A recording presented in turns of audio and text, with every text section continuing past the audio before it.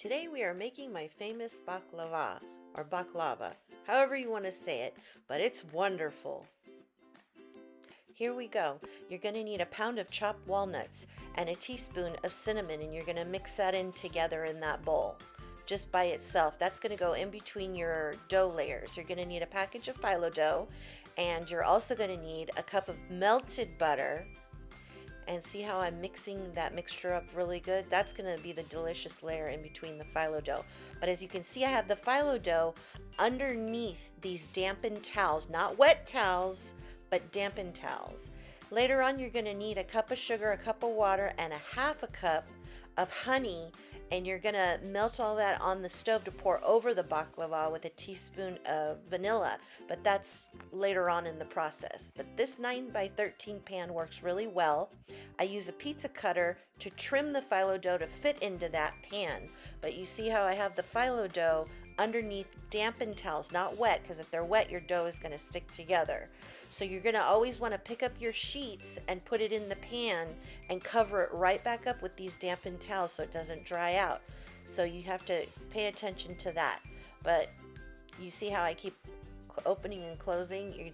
You have to be really vigilant with this so it doesn't dry out. So I'm going to take the butter, and I'm buttering this glass pan liberally. You want a lot of butter.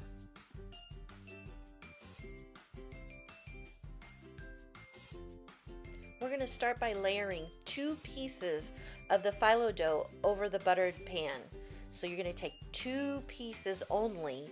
You're going to layer them together in the bottom of this pan, and then I trim them with that pizza cutter to fit into the pan because they're a little bit large. But if you use a different pan, you may not have to do that part. See how I'm covering up the dough again so it doesn't dry out? Make sure you do that. After I get 2 layers, I'm going to butter this top layer, put butter all over, and then I'm going to do another 2. We're going to do this until we get to 8 pieces of Phyllo Dough, so it's 4 layers. The dough is delicate, so be very careful buttering.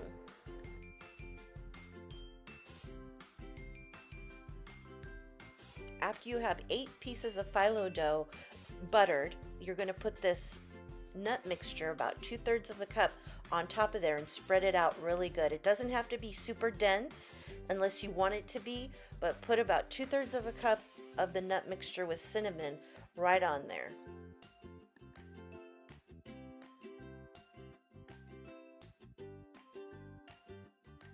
And here we go again. We're going to start with another layer of 2 pieces of the Phyllo Dough, 2 sheets. We're going to put right over that nut mixture.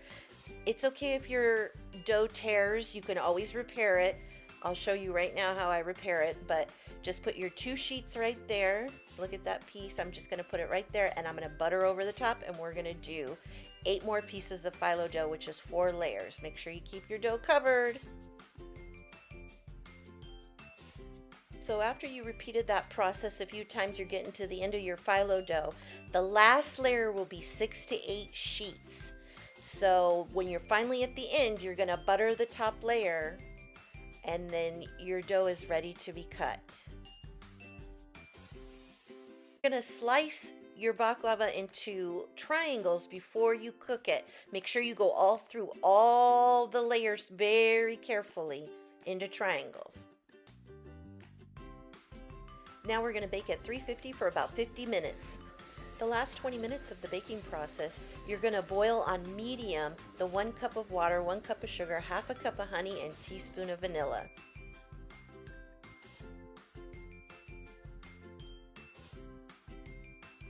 When your baklava comes out of the oven, you're going to pour that honey sugar mixture over the baklava, and you're going to see it sizzle.